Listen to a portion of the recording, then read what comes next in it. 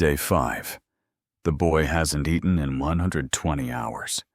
In a private Manhattan hospital room, 7-year-old Wayne Porter lies motionless, hollow-eyed, hooked to an IV, surrounded by untouched meal trays that cost more than most families' weekly groceries.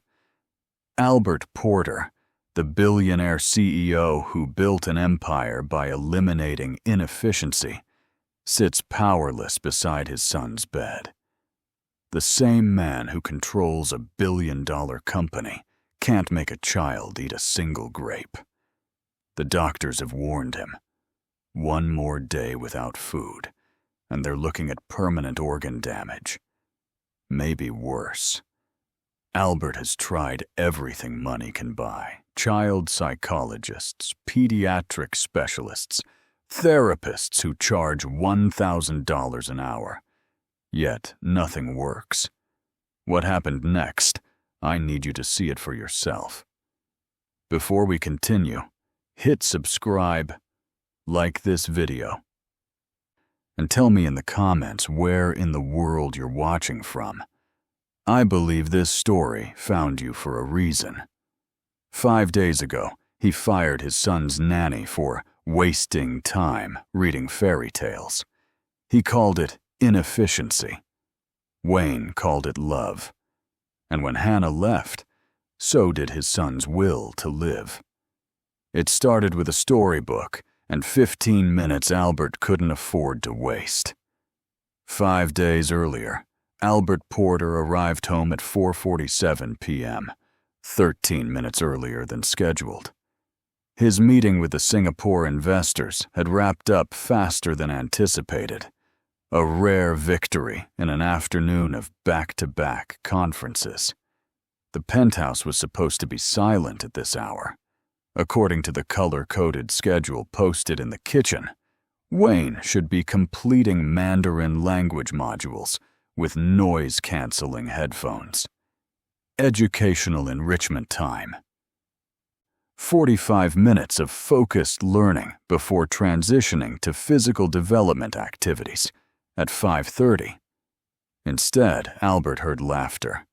Not the polite, measured kind he'd trained Wayne to use during social interactions. This was unguarded, bubbling joy, the kind of sound that had no place in a carefully optimized day. He followed it to Wayne's bedroom. The door was cracked open. Inside, Hannah Craven sat cross-legged on the floor, Wayne curled against her side like a comma, fitting perfectly into the curve of her arm. A worn storybook lay open across her lap, something with a dragon and a castle on the cover. Wayne's eyes were wide and bright, fixed on her face as she did different voices for each character.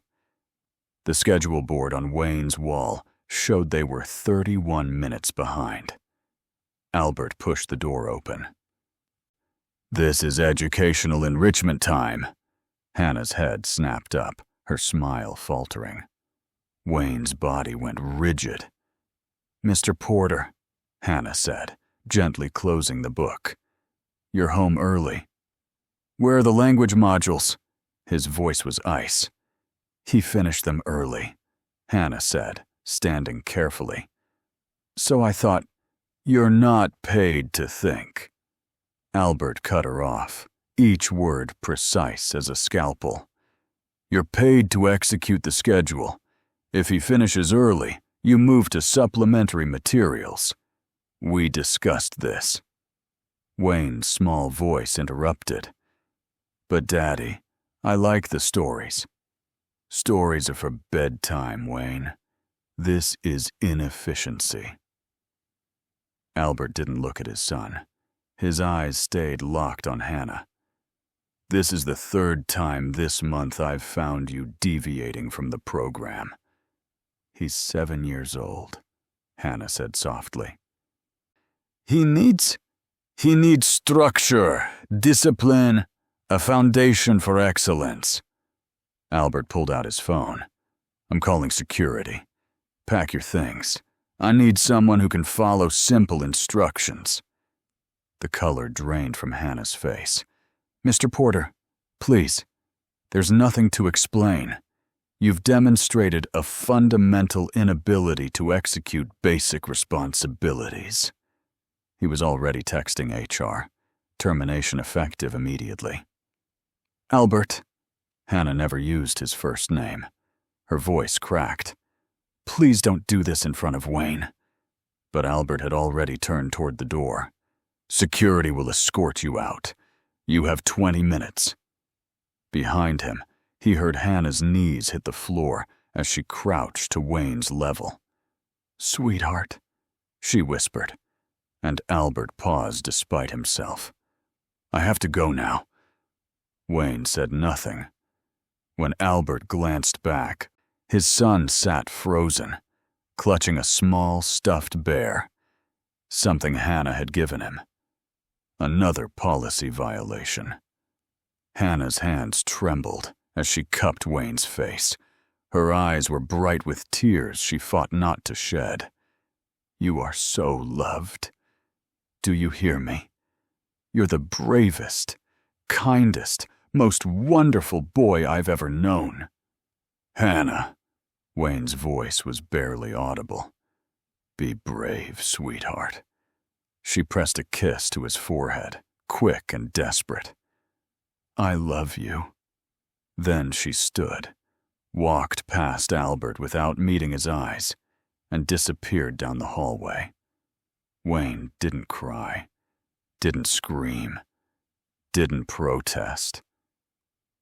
He simply sat there, staring at the open storybook on the floor, his expression completely, utterly empty. "We'll find someone better," Albert said, adjusting his cufflinks. "Someone professional who understands what you need." Wayne didn't respond. Didn't even blink. Albert told himself that was fine. The boy would adjust.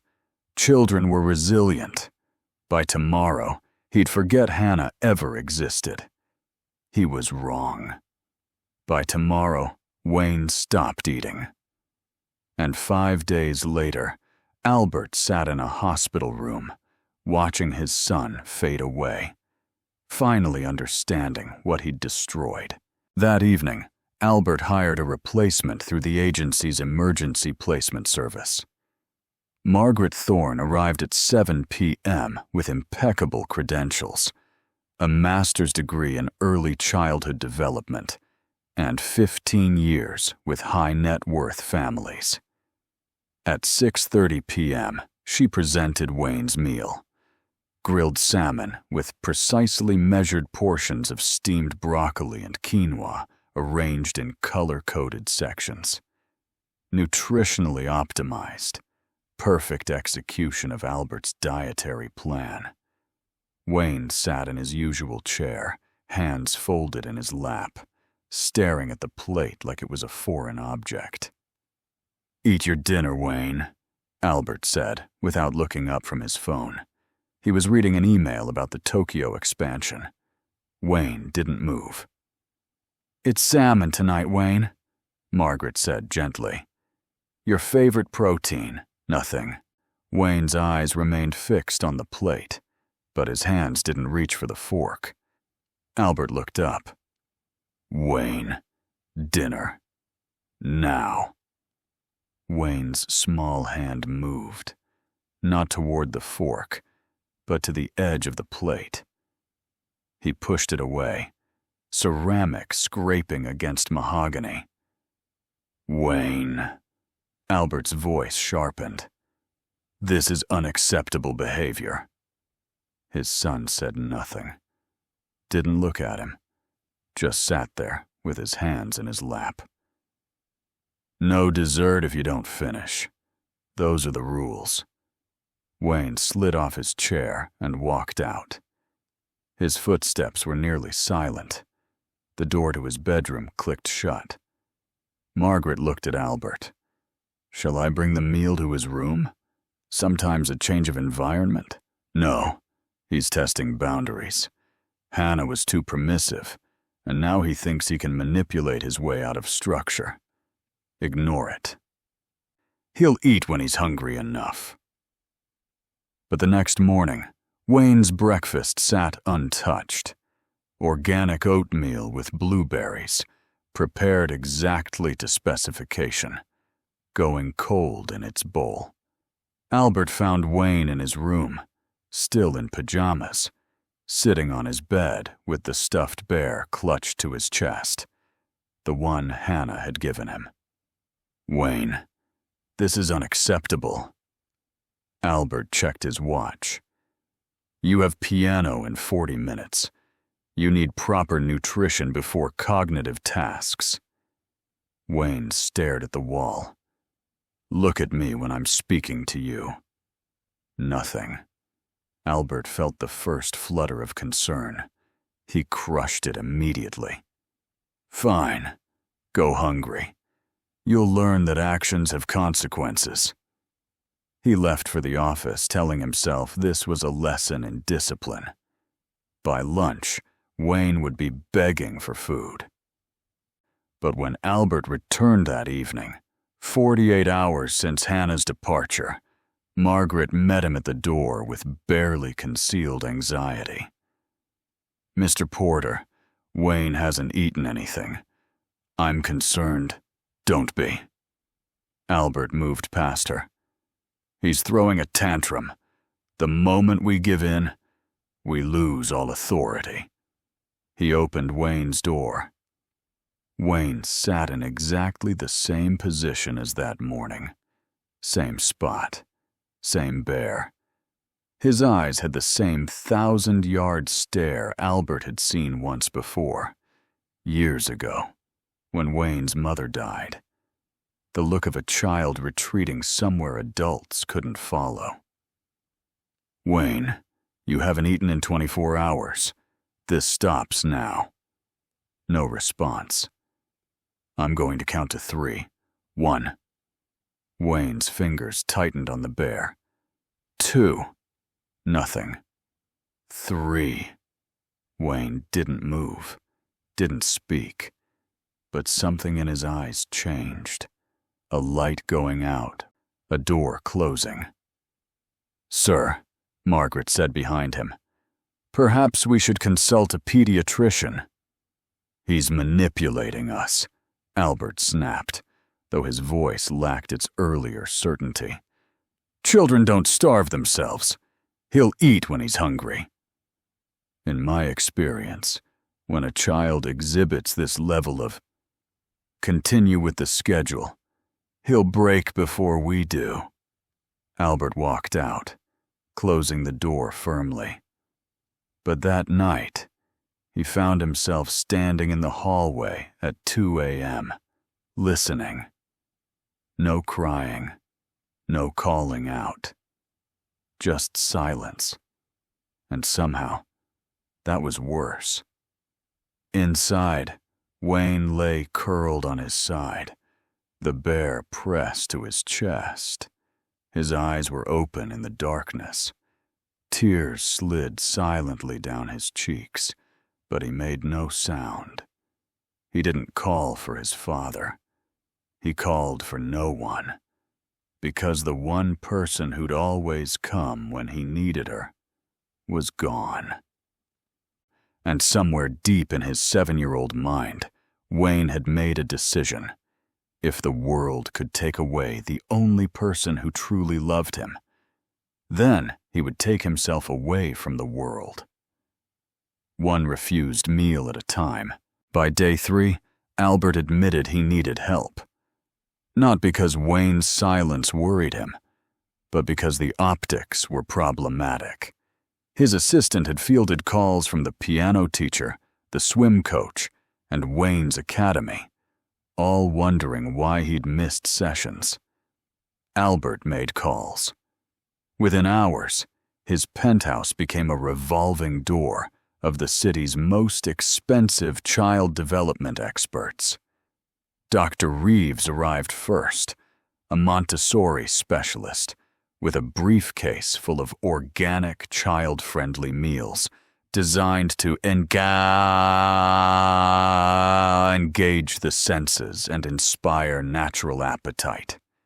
She arranged colorful vegetables into smiley faces and presented everything on hand-painted ceramic plates.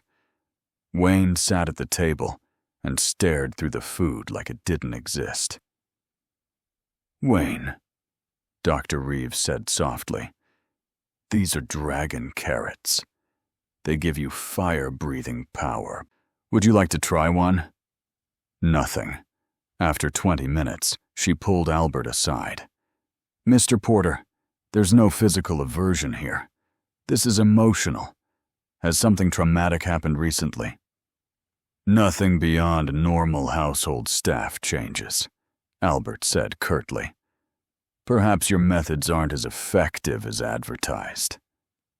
Next came Dr. Chen, a child psychologist specializing in behavioral disorders. He set up play therapy in Wayne's room.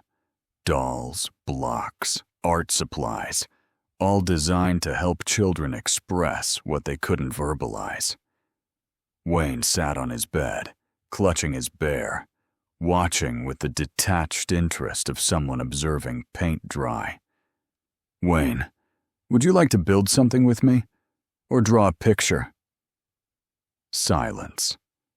Dr. Chen tried every technique in his arsenal.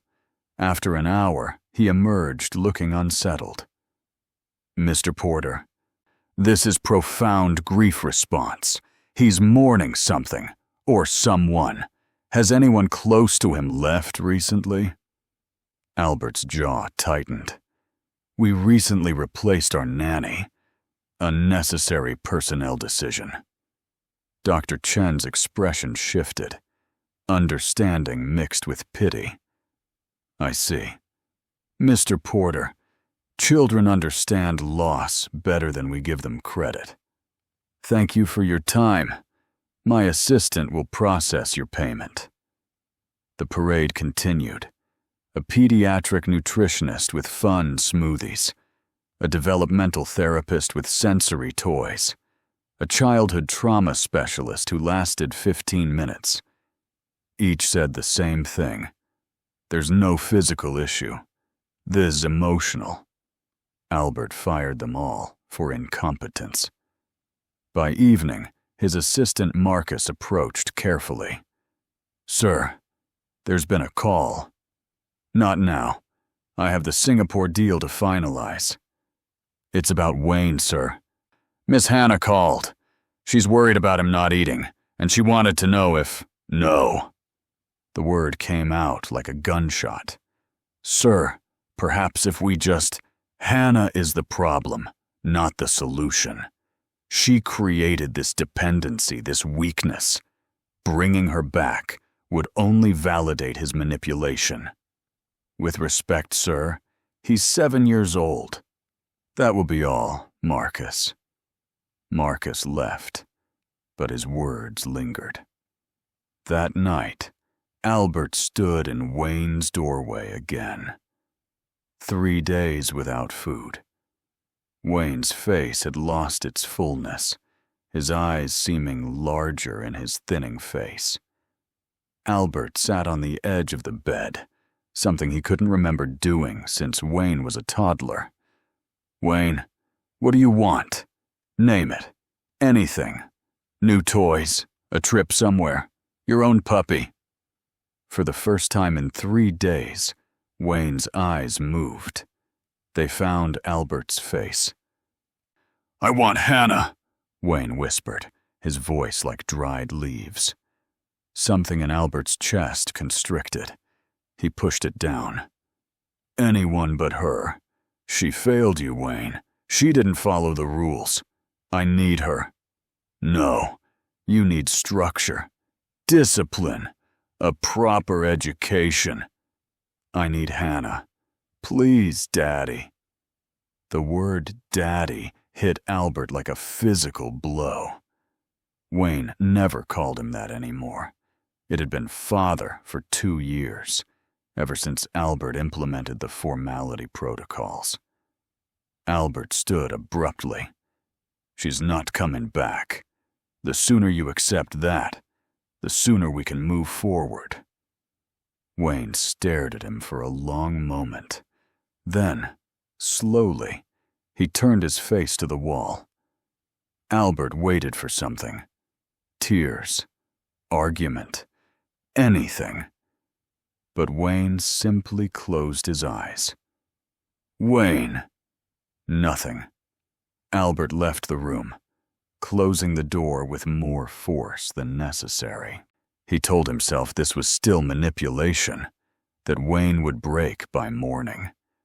But for the first time since firing Hannah, Albert felt something he hadn't experienced in years. Fear.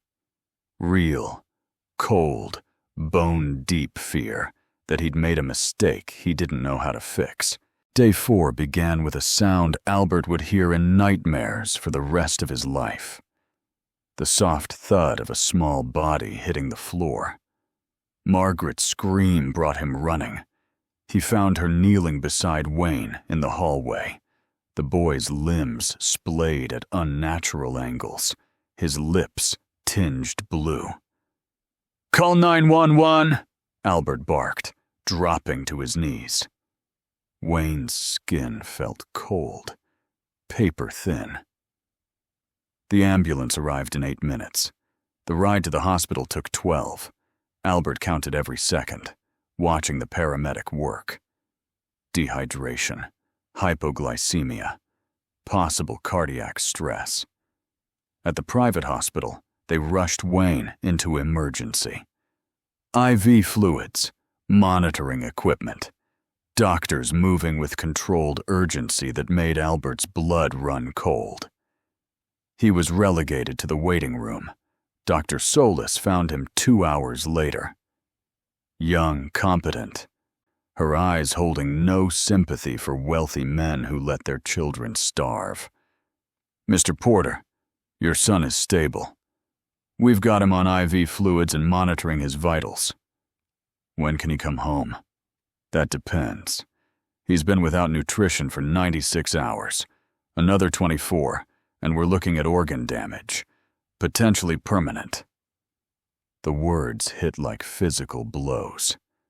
"What trauma happened 4 days ago?" Dr. Solis asked. "Children don't starve themselves over nothing." "Nothing happened. I fired an ineffective nanny." Dr. Solis's expression hardened. "That's all? Your son is engaging in a protest hunger strike. It's a grief response. He's mourning someone. He's 7. He doesn't understand. He understands loss perfectly." Dr. Solis stood. "If he doesn't eat within 24 hours, we'll place a feeding tube. And I'm required to call Child Protective Services." She left Albert alone in the sterile waiting room. That's when the memories came. Hannah and Wayne in the kitchen, flour everywhere, making dinosaur-shaped cookies. Wayne's laughter echoing off marble countertops. Hannah's patient voice. "It doesn't have to be perfect, sweetheart. It just has to be fun." Hannah building a blanket fort during quiet reading time. Wayne's giggles muffled by pillows as she read with silly voices. Hannah sitting on Wayne's bed every night, singing softly, stroking his hair until he fell asleep. Not because the schedule required it, because Wayne needed it. Wayne's genuine, unguarded joy. The kind Albert hadn't seen since his wife died. Hannah's secret notes in Wayne's lunchbox. Albert had found them once, demanded she stop, but she'd kept doing it anyway. Hiding them where only Wayne would find them. A nurse interrupted. "Mr. Porter, your son is awake. You can see him now." She handed him a plastic bag with Wayne's belongings. The stuffed bear sat on top. Albert's fingers found something tucked inside a small pocket in the bear's back. A zipper he'd never noticed. A folded piece of paper. Hannah's handwriting. "For my brave boy, love doesn't follow schedules. It doesn't have office hours. It doesn't need permission or appointments. It's just always there, like breathing. You are so, so loved. H. The paper trembled in his grip. He walked into Wayne's room like a man approaching an execution. His son looked impossibly small in the hospital bed, IV taped to his thin arm, monitors beeping steadily. Wayne's eyes were open. When he saw Albert, something flickered across his face. Not hope, but recognition. Albert sat beside the bed. To his horror, he felt tears on his face. "Daddy's crying," Wayne whispered. "I'm sorry," Albert choked out. "Wayne, I'm so sorry. I'll fix this. I'll get you anything you want." "You took her away." Wayne's eyes were ancient, far too old for 7. "You sent her away, and you won't bring her back." "I'll find someone better. Someone who you can't fix it." Wayne's voice was flat, emotionless. "You break everything you touch. You broke Mommy. You broke Hannah. You're breaking me." The words landed like a knife between Albert's ribs. "You don't love anything," Wayne continued in that terrible hollow voice. "You just collect things and put them on schedules. But people aren't things. And when they don't fit your schedule, you throw them away." Albert opened his mouth, but no words came. Wayne turned his face to the wall. "Go away, Father. You're good at that." Albert sat frozen, watching his son's small back, the monitors beeping their steady rhythm. Everything he'd built, the empire, the systems, the perfect life, meant nothing. His son was dying, and it was his fault. Who broke this family? Albert or the system he built? Hit like and subscribe if you'd never treat a child like a business plan. Only people who think schedules matter more than souls will scroll past. Comment what you'd tell Albert right now. Silence says you agree with him. For the first time in his adult life, Albert Porter had no plan, no strategy, no solution. Only the devastating knowledge that he'd destroyed the one thing that mattered. Albert left the hospital at 2 p.m. on day 5. He had 24 hours before Dr. Solis would insert a feeding tube and call Child Protective Services. 24 hours to fix what he'd broken. He had no plan.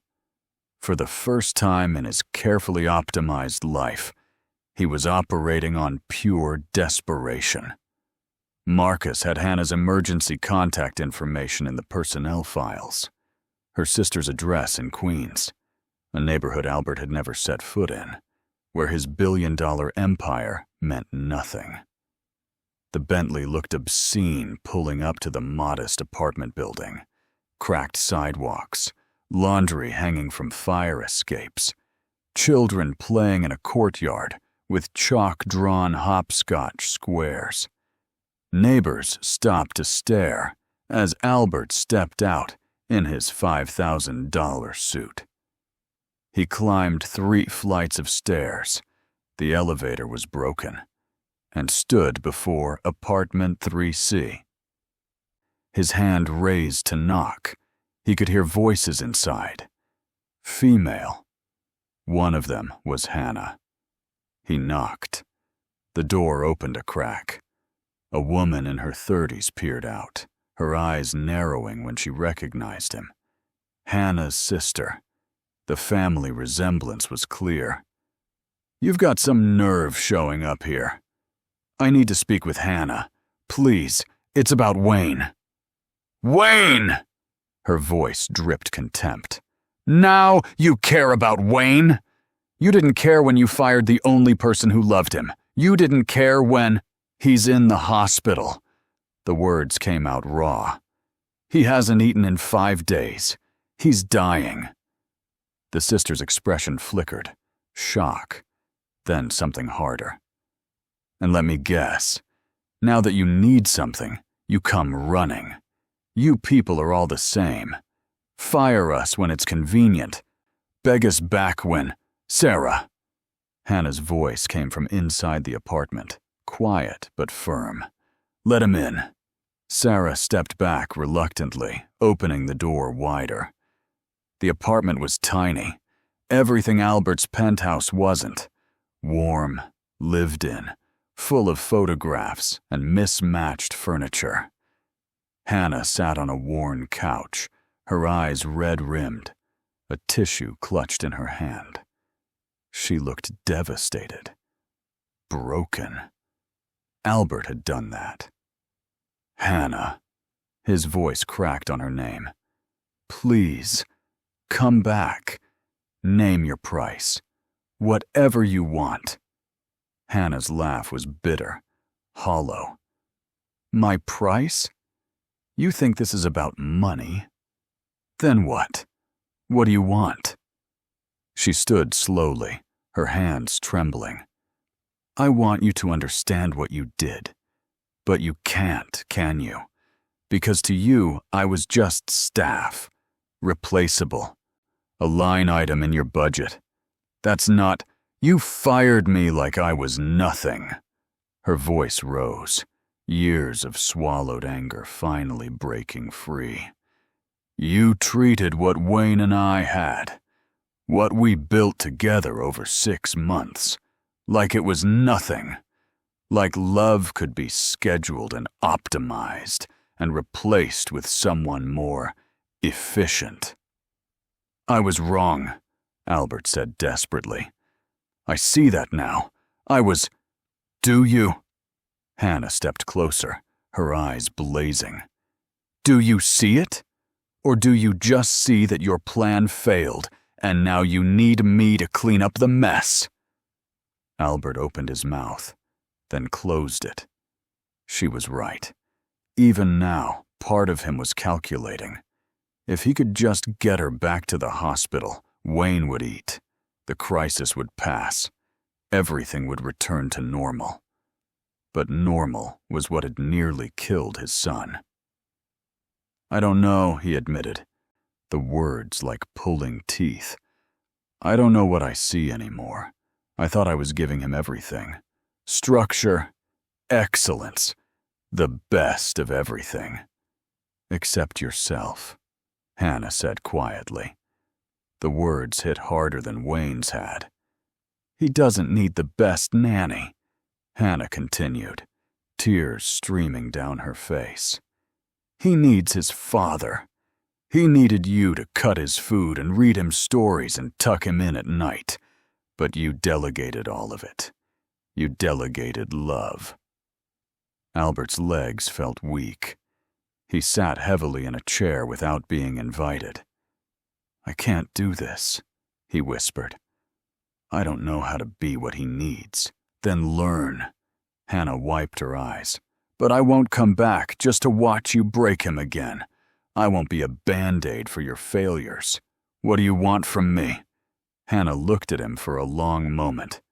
"I want you to understand that Wayne isn't a project.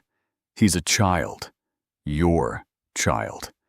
And he's dying because you loved your schedule more than you loved him." The truth of it crushed Albert. "Help me," he begged. "Please, teach me. I'll do anything." "Anything?" Hannah's voice was hard. "Then prove it." "Prove it?" Albert looked up at Hannah, his face hollow. "How?" Hannah sat back down on the couch, putting distance between them. "Tell me why. Not why you need me back. Why you fired me in the first place." "I told you. You weren't following the schedule." "No." Hannah cut him off. "The real reason. The one you haven't said out loud." Albert's jaw worked. The silence stretched between them, broken only by the sound of children playing in the courtyard below. "I don't know how to be a father," he finally said, the words barely audible.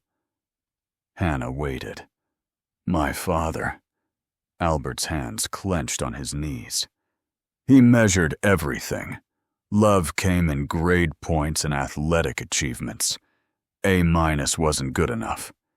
Second place was failure. Every minute of my childhood was scheduled, optimized, designed to produce excellence." His voice cracked. Emotion was weakness. Spontaneity was chaos. He never read me stories, never played games. Never. He never just sat with me. And when I succeeded, he didn't celebrate. He just raised the bar higher. Hannah's expression softened slightly, but she didn't speak. "I became exactly what he wanted," Albert continued. "Successful, powerful, in control. And when Wayne was born, I genuinely believed I was giving him better than what I had. Structure without cruelty. Excellence without coldness." He looked at Hannah, his eyes red. "But I was just repeating the same pattern, different words, same damage." "Why did you really fire me, Albert?" The question hung in the air. "Because," Albert's voice broke, "because he loved you. The way he looks at you. The way he lights up when you walk in a room. The way he runs to you when he's hurt. He's never done that with me. Not once." Tears streamed down his face now, unchecked. "You gave him something I don't know how to give. And instead of learning from you, I was threatened by you. Jealous of you." Hannah's own tears fell silently. "I fired you because you were better at loving my son than I am," Albert whispered, "and I couldn't stand the proof of my own failure walking around my house every day." The confession settled between them like a weight. Hannah wiped her eyes with shaking hands. "Do you know why I loved Wayne so much?" Albert shook his head. 6 years ago I was pregnant." Hannah's voice was barely steady. 6 months along. We'd picked out names, painted the nursery, read all the books. And then one morning, I woke up, and there was no heartbeat. Albert's breath caught. "They said it just happened sometimes. No reason, no explanation, just gone." Hannah pressed her hand to her chest. "And afterwards, the doctors told me I couldn't have children. Something about the damage, the complications. My second chance was gone before she ever drew breath. Hannah, when I started caring for Wayne, he was 4, still grieving his mother. So lost and confused and desperate for someone to just hold him, love him, see him." Hannah's voice strengthened. "He became my second chance, not a replacement. Nothing could replace what I lost, but a reason to give all that love somewhere." She looked directly at Albert. "You didn't fire your nanny, Mr. Porter. You took my child, just like you're losing yours." The parallel was devastating. "So when you ask what I want," Hannah continued, "I want you to understand that this isn't about employment. This isn't about schedules or efficiency or your perfect system. This is about a little boy who's losing his father one scheduled minute at a time." "Help me," Albert begged again. "Please. I'll do therapy. I'll cut my hours. I'll tear up every schedule in the house. Whatever it takes." "Can you surrender control?" Hannah asked. "Can you let Wayne be messy and inefficient and imperfect? Can you let me teach you how to just Be present. Albert thought about Wayne's hollow eyes, his terrible words in the hospital room. You break everything you touch. I don't know, Albert admitted, but I'll try. God help me, I'll try. Hannah studied him for a long moment. Then she stood. Get your car. We're going to the hospital. But understand this. I'm not coming back for you. I'm coming back for Wayne. And if you can't change, I won't watch you destroy him again. The drive to the hospital should have taken 40 minutes. Albert made it in 25, the Bentley weaving through evening traffic with uncharacteristic urgency.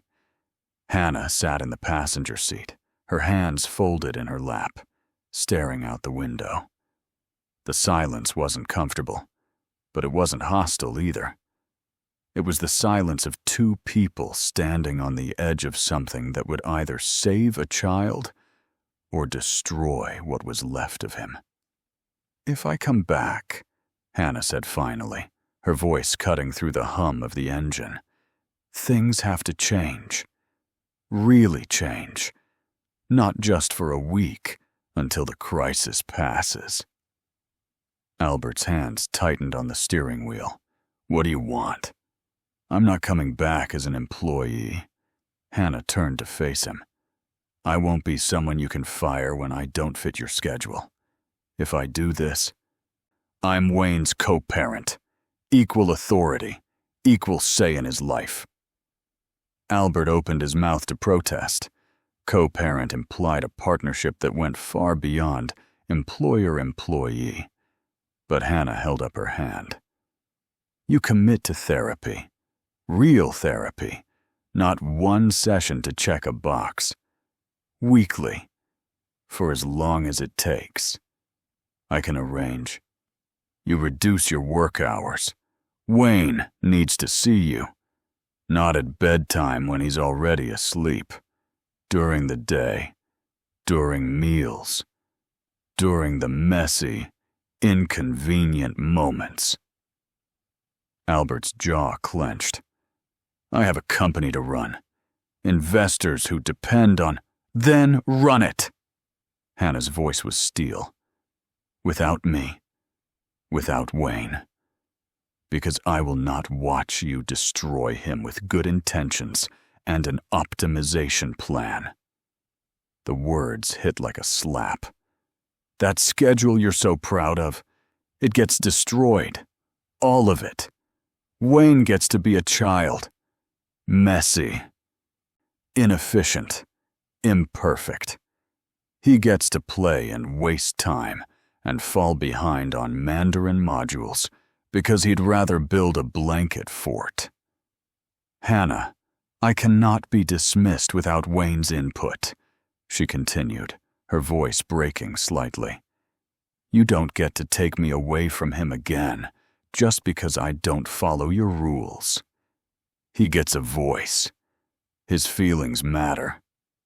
Albert's throat tightened. And family dinners. Every night you're home. No phones, no laptops, no work talk. Just you, me, and Wayne. Together. The list was devastating. Each item stripped away another layer of the control Albert had built his entire life around. I have board meetings scheduled for... Reschedule them. The Tokyo expansion requires... Delegate it. I can't just abandon. You already abandoned the only thing that matters. Hannah's voice cracked. Your son is in a hospital bed choosing to die rather than live in your perfect system. So you decide right now, Albert. What matters more? Your company or your child? The choice should have been obvious, but Albert felt his entire identity crumbling around the question. Without his company, his achievements, his carefully constructed empire, who was he? You're asking me to give up everything I've built. No, Hannah said quietly. I'm asking you to remember why you built it in the first place. Wasn't it supposed to give Wayne a better life? Albert pulled into the hospital parking garage, the fluorescent lights harsh and clinical. He put the car in park, but didn't move to get out. What if I can't do it? His voice was small, vulnerable. What if I try and fail? What if I'm too broken to be what he needs? Then you keep trying anyway, Hannah said. That's what love is. Not perfection, not optimization. Just showing up, even when you're terrible at it. Especially when you're terrible at it. Albert stared at the steering wheel, his reflection distorted in the polished wood. Okay, he whispered. Okay, what? All of it. Whatever it takes. He looked at her, his eyes red. Therapy. Reduced hours. Destroyed schedules.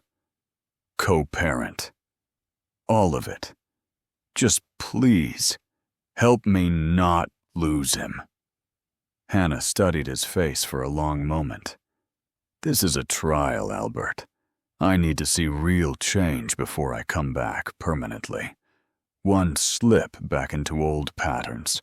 One fired expert because they disagree with you.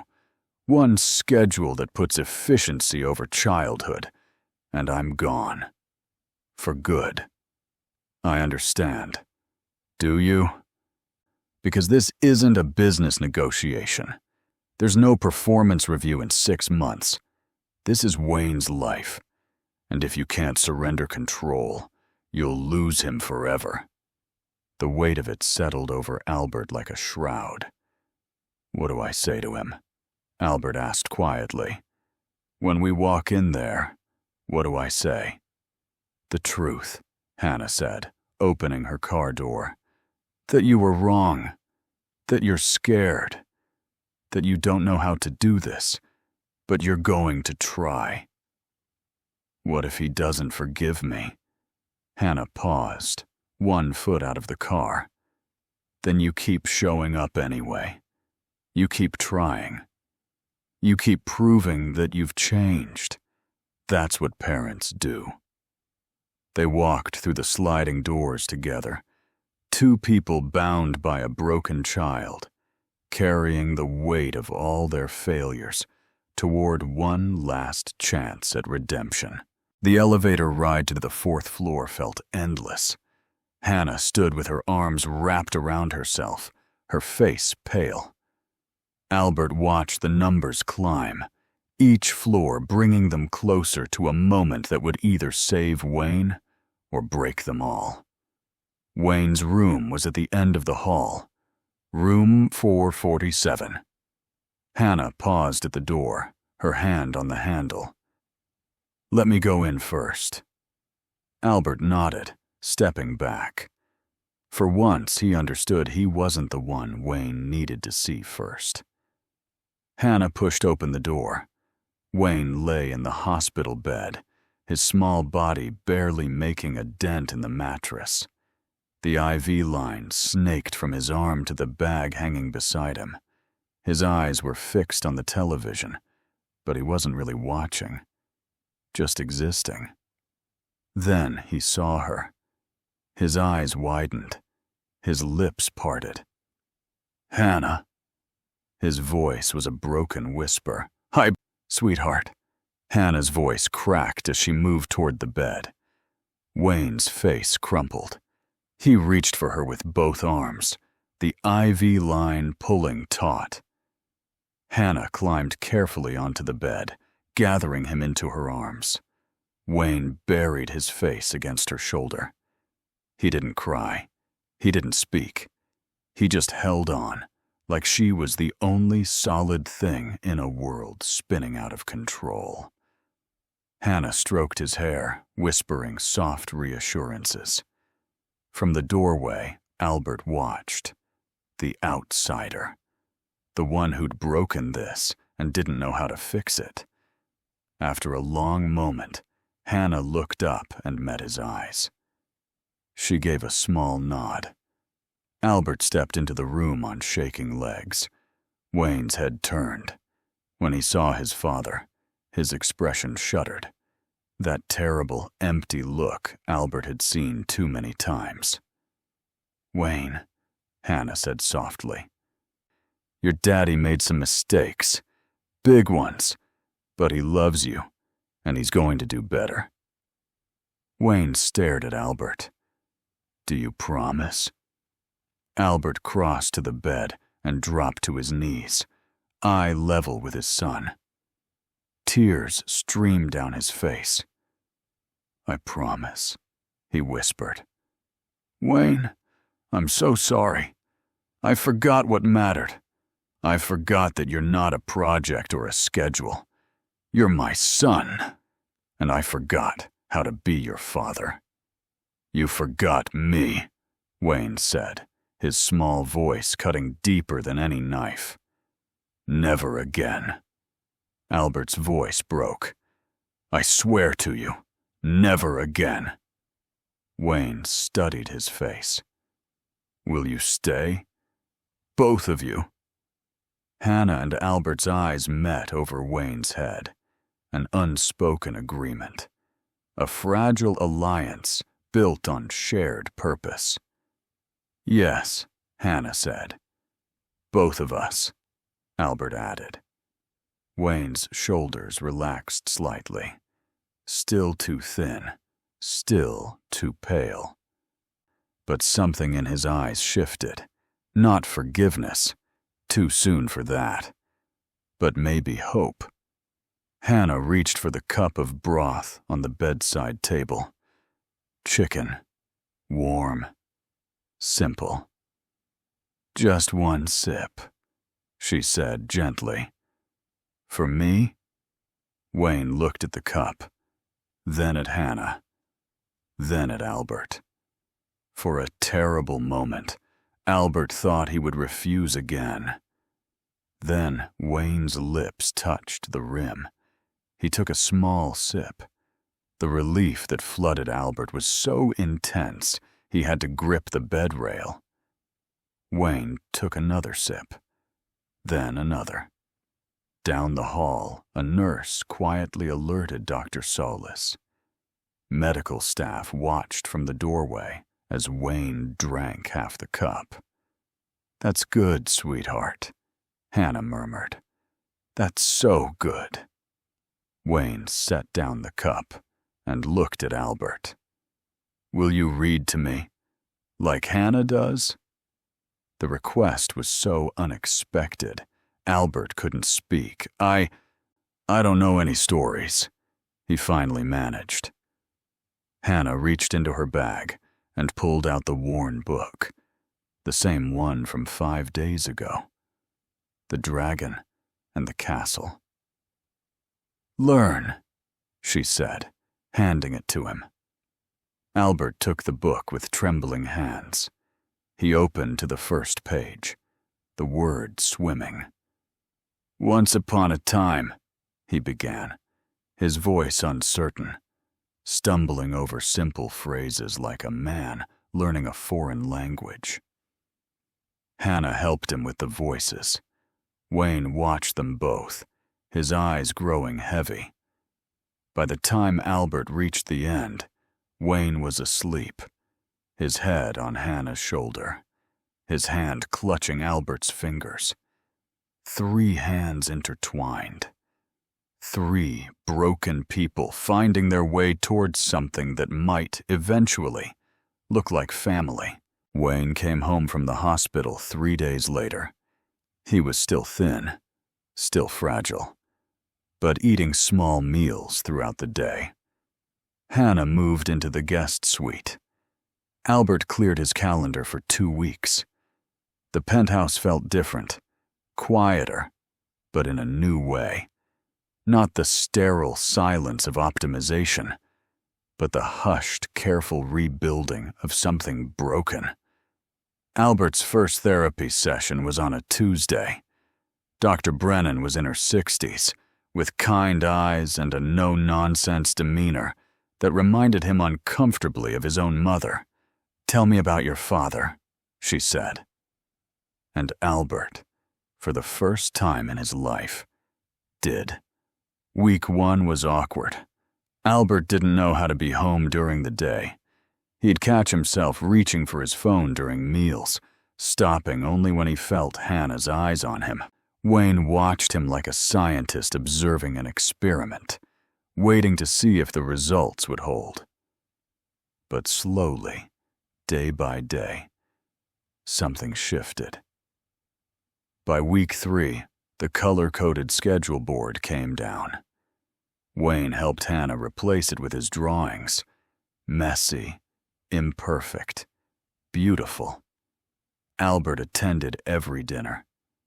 No phone, no laptop, just conversation, halting at first, then gradually easier. Wayne talked about his day. Hannah shared stories from her childhood. Albert tried, stumbled, tried again. Month 1 brought visible changes. Albert's COO took over the daily operations.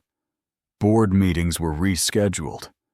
The Tokyo expansion happened without him micromanaging every detail. And the company didn't collapse. The world kept turning. Wayne started asking Albert for help with homework. Simple questions at first. Testing. Can you help me with this math problem?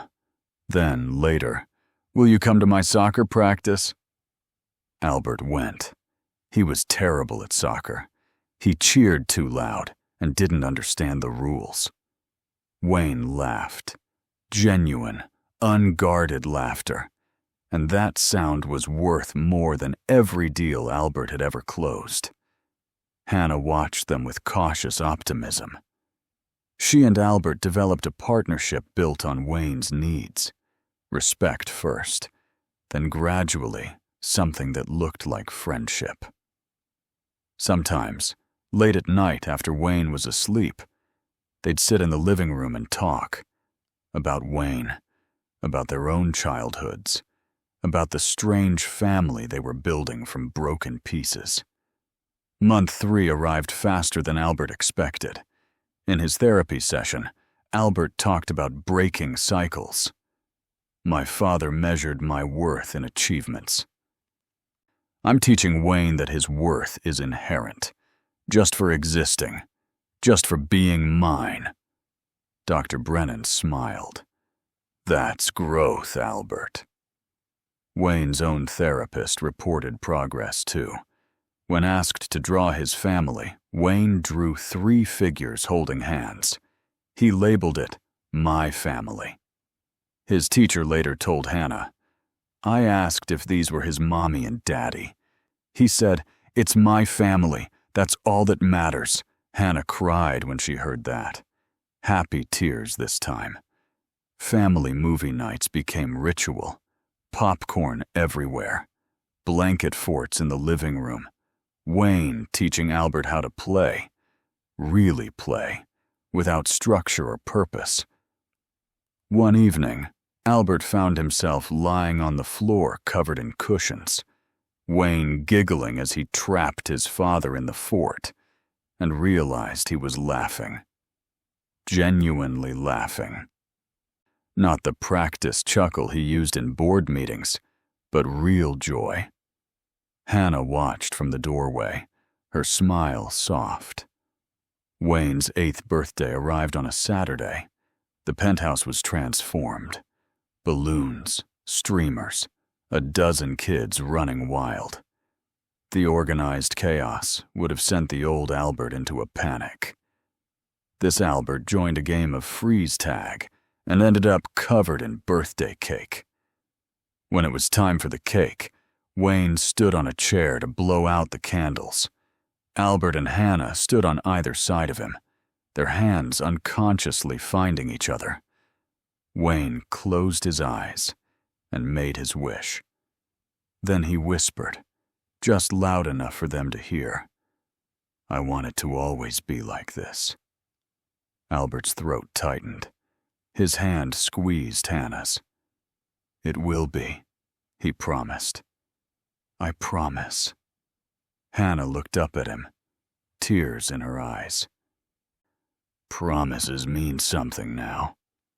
Wayne blew out the candles and immediately launched himself at both of them. They went down in a pile of wrapping paper and laughter, Wayne squealing with delight. Later, after the guests left and Wayne was asleep, Albert stood in the kitchen.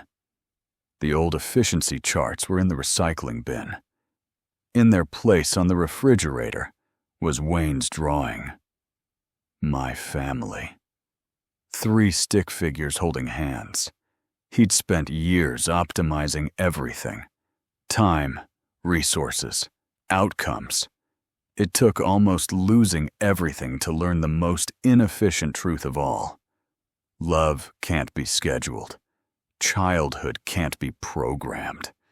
And family isn't built in boardrooms.